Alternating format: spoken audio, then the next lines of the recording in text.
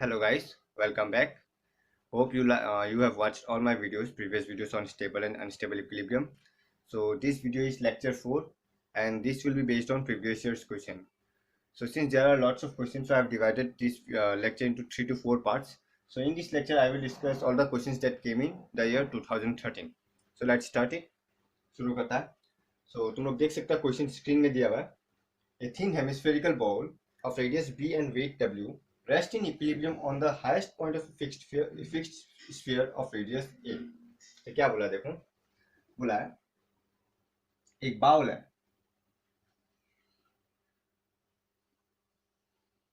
वो बाउल एक रेडियस पे एक स्फीयर का हाईएस्ट पॉइंट में रेस्ट कर रहा है. Okay, which is rough enough to prevent any sliding. Inside the bowl, a smooth small sphere of weight small w is placed so that the equilibrium is unstable unless w is greater than capital W a minus b by 2b. मतलब इस bowl के अंदर obviously एक ball रख दिया तो वो ball obviously यहाँ आके रुकेगा. और ये बॉल बहुत छोटा है, इसका वेट भी बहुत कम है, इसका वेट ऐसे स्मॉल w है और इसका weight capital W. This is center and this is radius a and radius of this hemisphere is b. ये क्वेश्चन में दिया हुआ है. ओके, तो क्वेश्चन में क्या क्या दिया हुआ, क्वेश्चन में क्या क्या दिया हुआ देखो. क्वेश्चन में हम फिर से बोलते हैं क्या बोला, जो एक हेमिस्फेरिकल बाउल है जो कि एक स्फीयर का ऊपर इक्विलिब्रियम में है. अब इस स्फीयर का रेडियस a है, इस हेमिस्फीयर का रेडियस b है, इस हेमिस्फीयर का वेट कैपिटल W है. अब एक स्मॉल बॉल इस हेमिस्फीयर का अंदर रख दिया. अब सिंस इस हेमिस्फीयर का अंदर हम एक बॉल रखा है, that means this hemisphere is hollow. Hollow है मतलब क्या, सॉलिड नहीं है. सॉलिड क्या होता है, मतलब हम लोग ऊपर से पूरा कवर्ड है. होलो मतलब क्या, भीतर हम लोग देख सकते हैं या भीतर हाथ घुसा सकते हैं, मीनिंग वो है. तो भीतर कुछ भी रख सकता है, that means this hemisphere is hollow.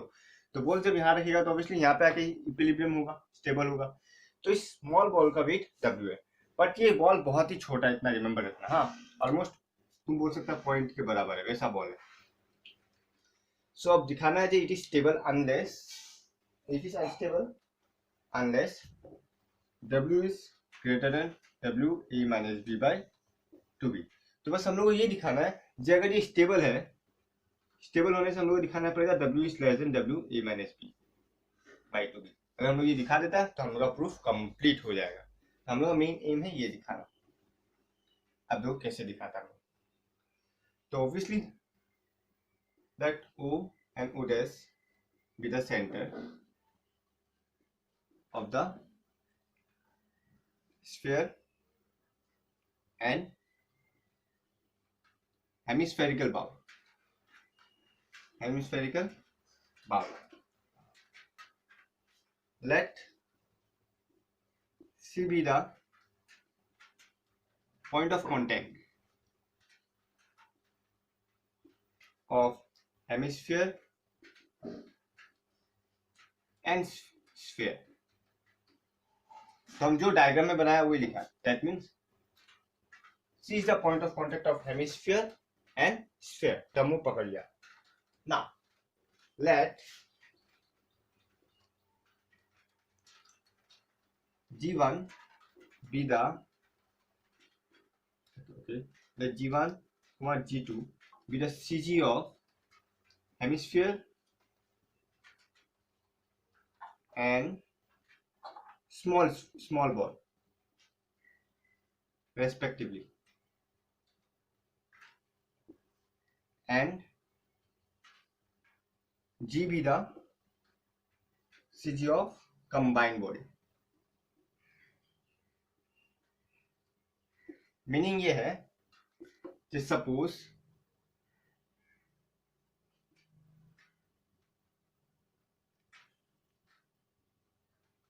G1 हो गया हेमिस्फीयर का centre of gravity, and since ये बॉल बहुत छोटा है तो इसका सेंटर ऑफ ग्रेविटी C में ही होगा. C में ही हम लोग G2 बोलेगा. क्यों? क्योंकि ये बॉल बहुत छोटा है. हम लोग को मालूम है एक बॉल का सेंटर ऑफ ग्रेविटी उसका सेंटर में होता है, तो पॉइंट ये होना चाहिए G2. पर सिंस ये बॉल खुद ही छोटा है तो ऑलमोस्ट ये बॉल इस पॉइंट के सामने लाई करेगा, C पॉइंट के सामने. तो ऑलमोस्ट हम लोग बोलेगा स्मॉल बॉल का centre of gravity point c ही है, हम लोग यही बोलेगा। और ये बॉल और ये हेमिस्फीयर को मिला के कंबाइंड बॉडी बनेगा। तो सिंस कंबाइन होने से दोनों का centre of gravity, combined body का सेंटर ऑफ ग्रेविटी का पोजीशन अलग होगा। लेट दैट बी जी, हम लोग मान लिया। तो उस कंबाइंड बॉडी का सेंटर ऑफ ग्रेविटी को हम लोग जी माना। Okay,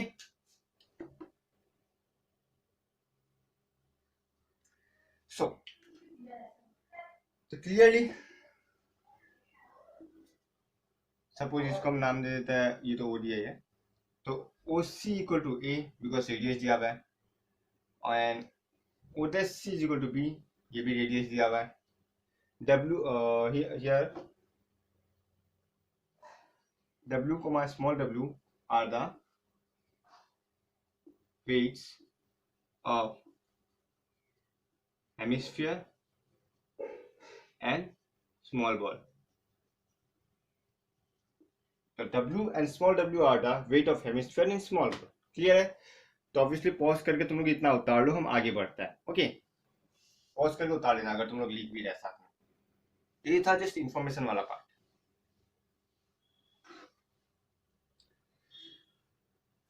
Now, OSG1 is the CG of hemisphere. OSG1 होता है CG of hemisphere. और since the hemisphere is hollow, हम लोग मालूम है center of gravity of hollow hemisphere क्या होता है? 1/2r, where r is the radius, but यहाँ पे रेडियस क्या दिया हुआ है? b, तो ये होगा 1/2b। OSG1 हो गया 1/2b, center of gravity of hollow hemisphere. तुम लोगों को सबका सेंटर ऑफ ग्रेविटी याद रखना पड़ेगा। ऑब्वियसली ये तुम लोगों को प्रीवियस चैप्टर्स मिला होगा अगर कॉलेजेस में पढ़ा है। The center of gravity of hollow hemisphere होता है 1/2b। सिमिलरली OSG2 जिसको हम लोग बोल सकते हैं OCV, OSCV। क्यों? क्योंकि हम बोला था G2 ही C पॉइंट में ही है, तो OSC कितना होता है? ऑब्वियसली B ही है हम लोग, OSG2 भी B है। Let OSG equal to H be the let OSG equal to H मगर मतलब OSG हम मेंशन कर ही दिया, is the center of gravity equal to CG of combined body, ये मेंशन कर ही दिया था ऊपर। तो therefore H can be written as W1, ये फॉर्मूला है x1 plus W2 x2 divided by W1 plus W2। ये फॉर्मूला है, मींस ये फॉर्मूला होता है किसी भी कंबाइंड बॉडी का सीजी निकालना, जिसमें से कंबाइंड बॉडी क्या क्या है? एक हेमिस्फीयर, एक हेमिस्फीयर है और एक स्मॉल स्फीयर है, मतलब स्मॉल बॉल है। तो that means W1 and x1, W1 is the weight of the hemisphere and x1 is the position of CG of hemisphere, where W2 is the weight of the small sphere and x2 is the position of the CG of the small sphere, position of the CG of the small sphere। तो किसी भी combination of body का अगर हम लोग को CG निकालना, माने पोजीशन ऑफ CG निकालना, तो ये फॉर्मूला होता है। ये तुम लोगों को मिला है, तुम लोग अगर मोमेंट ऑफ इनर्शिया ये सब चैप्टर्स अच्छे से पढ़ा तो उसमें ये सब मिला है। ओके, तो हम लोग देखो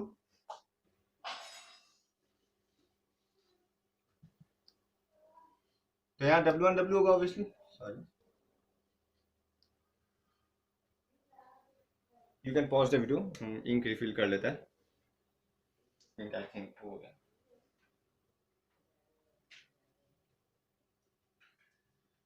सो ये फॉर्मूला तुम लोग को ऑलरेडी मिला हुआ होगा। जब कॉम्बिनेशन ऑफ बॉडीज का सीजी निकालना या कोई भी पोजीशन निकाल देता है तो ये फॉर्मूला होता है।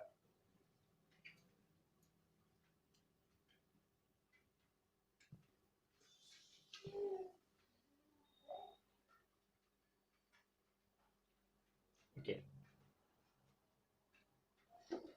तो हम लोगों का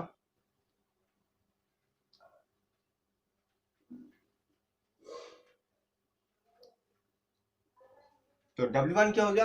ऑब्वियसली वेट ऑफ हेमिस्फीयर, और हेमिस्फीयर का वेट W है। और x1 क्या होगा? पोजीशन ऑफ CG, और पोजीशन ऑफ CG क्या है?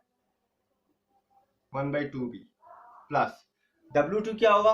वेट ऑफ स्मॉल स्फीयर यानी W स्मॉल W डॉट, और पोजीशन ऑफ CG क्या है, OTC यानी कि B divided by W plus W which is equal to, obvious सी बात है B कॉमन आया तो ये बचा half W plus small W by W plus W। तो ये हो गया तुम्हारा position of CG of the combined body, और ये हो गया height of the CG from ओडेस, हम दे सकते हैं बिकॉज ओडेस G पकड़ा था ना।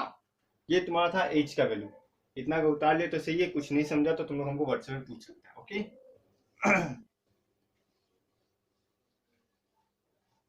तो ये हो गया मेरा H का value. Now for stable equilibrium,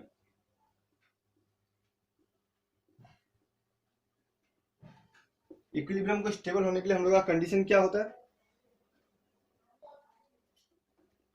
1/h is greater than 1/r1 plus 1/ρ1 plus 1/ρ2। पर सिंस यहाँ पे दोनों ही रेडियस है तो 1/h क्या होता है, obviously 1/b half W plus W divided by W plus W which is 1/a plus 1/b। अब देखो W plus W divided by B half W plus W which is 1/a plus 1/, हम लोग एल्सियम ले भी ले तो बनेगा AB A plus B। Okay, अब देखो B कट गया, ऑब्वियसली कटा, और फिर हम क्रॉस मल्टीप्लाई किया तो क्रॉस मल्टीप्लाई करेगा बचेगा तो WA plus small WA equal to half WA plus WA, हम इसको रब कर plus half WB plus WB। Okay, तो हम क्या करेगा, जितना भी कैपिटल स्मॉल W उसको एक तरफ रखेगा। ओके, इतना क्लियर है, ये अब कैलकुलेशन है एकदम सिंपल, देख सकता है। अब सारा स्मॉल W को हम एक तरफ रखेगा तो तुम देख सकता है WA इसको तरफ लाया, अच्छा क्लियरली ये WA और ये WA कट गया तो बचेगा क्या, इस तरफ W भी बचेगा और बाकी कैपिटल WA को इस तरफ ले आएगा, WA minus half WA minus half WB equal to WB, not equal to, I think greater than WB, which means the half WA minus half WB is greater than WB, which means W is less than I guess 1/2 A minus B W divided B, और हम लोग को यही proof करने दिया था, तुम देख सकता है W into A minus B by 2 भी यही प्रूफ करने दिया था, और सिंस लेस देन होने से स्टेबल होता है तो ग्रेटर देन होने से क्या होगा, ऑब्वियसली अनस्टेबल होगा, तो हम लोग को यही प्रूफ करने दिया था अल्टीमेटली। तो इस क्वेश्चन का यही प्रूफ है, ये 2013 में आया था, ये क्वेश्चन इंपॉर्टेंट है और चांसेस है इस बार भी आ जाए 2020 में, दे सकता है, एकदम सिंपल है। ओके, और सिंस लॉकडाउन की वजह से तुम लोग ऐसे क्लासेस नहीं हुआ है तो हमको नहीं लगता पेपर टफ सेट करने वाला है, तो हम लोग नेक्स्ट क्वेश्चन का और बढ़ता है। 2013 में एक और क्वेश्चन आया था, देखो क्वेश्चन स्क्रीन में दिया हुआ है, a body consisting of a cone and a hemisphere on the same base rest on a rough horizontal table, the hemisphere being in contact with the table so that the greatest height of the cone so that the equilibrium is stable is √3 times the radius of the hemisphere। इसमें क्या बोला बोले,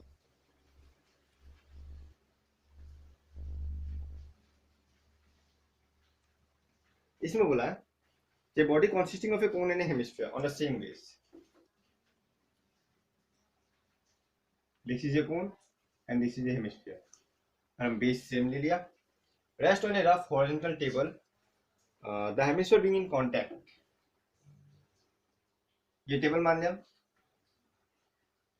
जहां पे hemisphere is in contact with the table, question में बोले दिया, so that the greatest height of the कोन, मतलब हम लोग को ये दिखाना है, ये हाइट कोन का हाइट व्हिच इज h हम पकड़ लेगा, इस √3 times the radius of the arc, मतलब this is the radius arc, hemisphere का रेडियस, तो हम लोग को दिखाना है जो ultimately h is √3r, h is less than और इक्वल टू √3r। अल्टीमेटली यही दिखाना हम लोग को, मतलब ग्रेटेस्ट हाइट दिखाना है।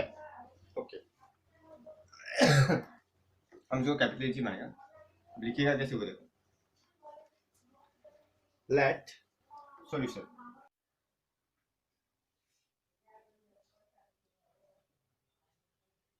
Okay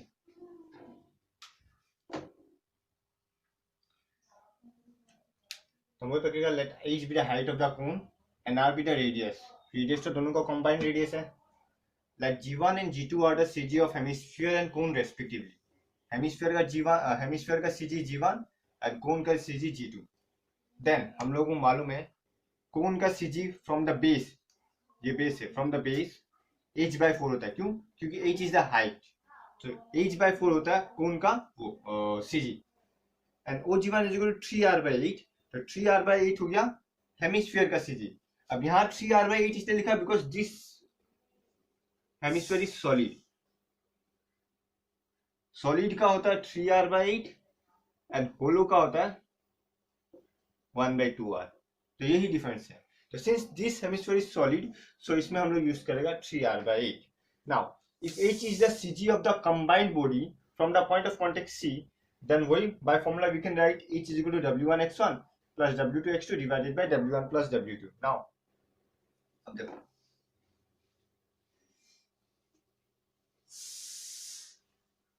what is w1 and w2? obviously w1 and w2 are the weight, but we know that weight is directly proportional to volume। weight is directly proportional to volume, तो weight को हम लोग volume से replace कर सकता है। तो हम लोग सीधा लिखिएगा, इतना कुछ डिटेल्स दिखाने की जरूरत नहीं है। therefore h is equal to W1 is the weight यानी वॉल्यूम ऑफ द हेमिस्फीयर, और हम लोग को मालूम है वॉल्यूम ऑफ हेमिस्फीयर होता है 1/3 sorry 2/3 pi r cube into x1 हो गया ऑब्वियसली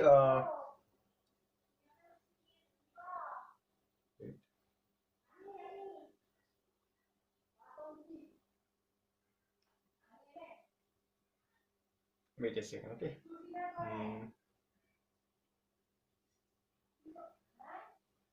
अच्छा अब जो भी पोजीशन देखेगा हम लोग इस पॉइंट के रेस्पेक्ट में देख रहा है, पॉइंट ऑफ सी के रेस्पेक्ट में देख रहा है। तो जो भी पोजीशन देखेगा हम लोग इस पॉइंट के रेस्पेक्ट में देखेगा, तो इस पॉइंट के रेस्पेक्ट में ऑब्वियसली CG1 कितना है,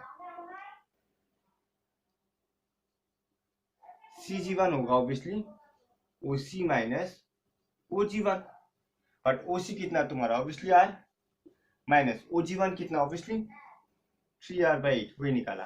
सो हम लोग लिखेगा r minus 3r/8 plus similarly weight of the means volume of the कोन क्या होता है 1/3 pi r² h into position. अब हम पोजीशन मतलब पॉइंट C से, तो ऑब्वियसली पोजीशन होगा CG2, पोजीशन होगा CG2। क्यों? क्योंकि हम लोग C से देख रहे हैं सब चीज को। यहाँ ओरिजिन हम लोग अगर C को माने तो हम लोग हर एक का पोजीशन C से देख रहे हैं, बिकॉज हाइट भी हम लोग C से पकड़ा। हम पिछला स्टेटमेंट में लिखा था that h be the height of CG from the point of contact C। तो जब C से पकड़ा तो सारा पोजीशन भी हम लोग C से लेगा, तो ऑब्वियसली CG2 हो गया पोजीशन।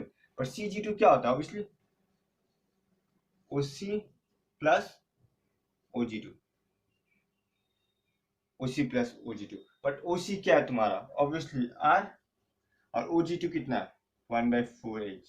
तो हम यहाँ क्या लिखेगा R plus 1/4h whole divided bye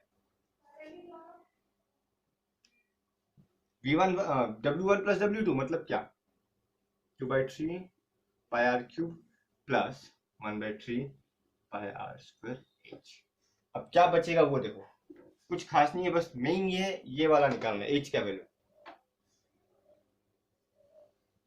क्या बचेगा वो देखो, देखो कैंसिल होगा, कॉमन आएगा 1/3 कॉमन आ रहा है, तो क्या बचेगा देखो 2 पाई r cube into 5r/8 plus pi r² h into r plus 1/4h, ये वही रहेगा। और यहाँ से भी जब कॉमन आ जाएगा तुम देखिएगा directly pi r square common आ रहा है, अंदर बचेगा 2r प्लस कैपिटल एच, ये अंदर बचेगा। Obviously pi r square common आ रहा है तो 2r प्लस कैपिटल एच बचेगा, और सिंस 1/3 बोथ साइड कैंसिल हो गया। अब तुम देख सकते हैं यहाँ से भी आर स्क्वायर कॉमन आ रहा है ऊपर से, और ऊपर से आर स्क्वायर कॉमन लेंगे कट जाएगा, पाई कॉमन ले सकता है कट जाएगा, तो क्या बचेगा देखो, H R plus 1/4 H plus 5/4 R square divided by H plus 2r। तुम्हारा ये बचेगा सारा कैंसिल करने के बाद। क्यों बचेगा, पाई कॉमन आ गया, पाई पाई कट गया, आर स्क्वायर कॉमन आ गया, आर स्क्वायर कट गया, आई गेस आर, तो यही बचेगा। और ऊपर से 2 भी आई गेस कॉमन लेके काट दिया, ये 2 कॉमन लेके नहीं काटा, 2 मल्टीप्लाई कर दिया बोथ साइड, तो 2 1 2 2 4 जाए, इसलिए यहाँ पे 4 बचा, 5/4 आर। ये नॉर्मल कैलकुलेशन बेस्ड है, तुम लोग खुद ट्राई करना कैलकुलेशन, हम डिटेल्स में कैलकुलेशन नहीं बताया, ये पूरा कैलकुलेशन बेस्ड है। तो कैलकुलेशन करने से हम लोग को एच का वैल्यू ये मिलेगा। अब बस वही स्टेबल या अनस्टेबल का दिखाना है।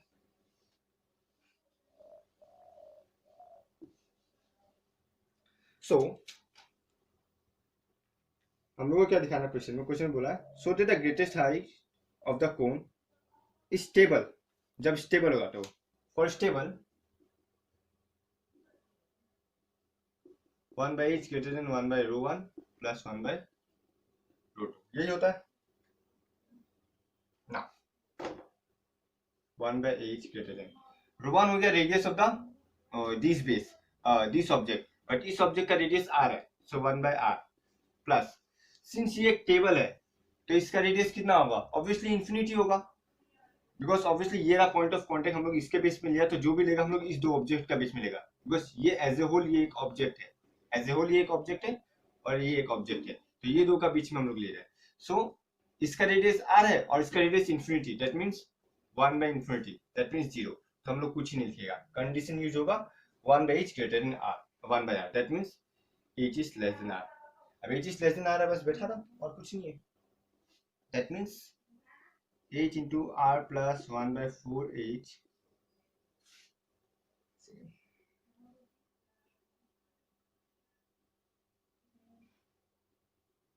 आई गेस ये r स्क्वायर ही है, कैलकुलेशन चीज देखना हम कैलकुलेशन, ये r स्क्वायर है, 4h plus 5/4 r square by h plus 2r is less than r, तो ये हम लोग का हो गया कंडीशन। अब कुछ नहीं है, बस इसको सॉल्व करना, निकल जाएगा, मल्टीप्लाई कर देता है, सो hr plus 1/4h square plus 5/4 r square less than hr plus 2r square, hr cut गया।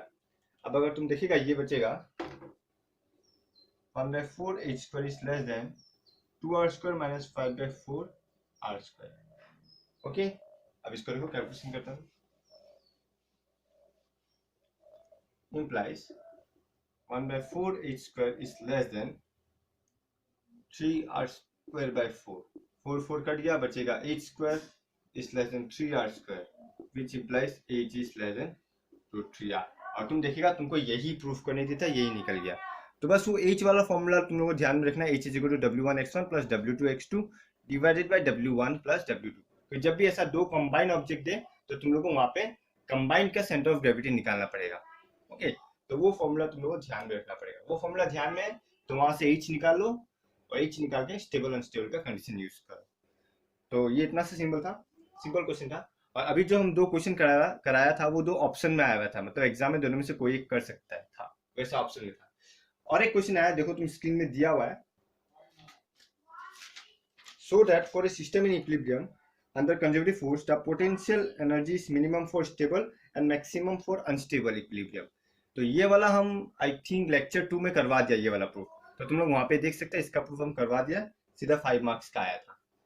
सो इसी लेक्चर का लेक्चर 4 का पार्ट 2 वीडियो में 2014 का क्वेश्चंस लेके आएगा, तब तक ये देखो, इसमें अगर कोई डाउट है तो तुम लोग हमको पूछ सकता है। Thank you.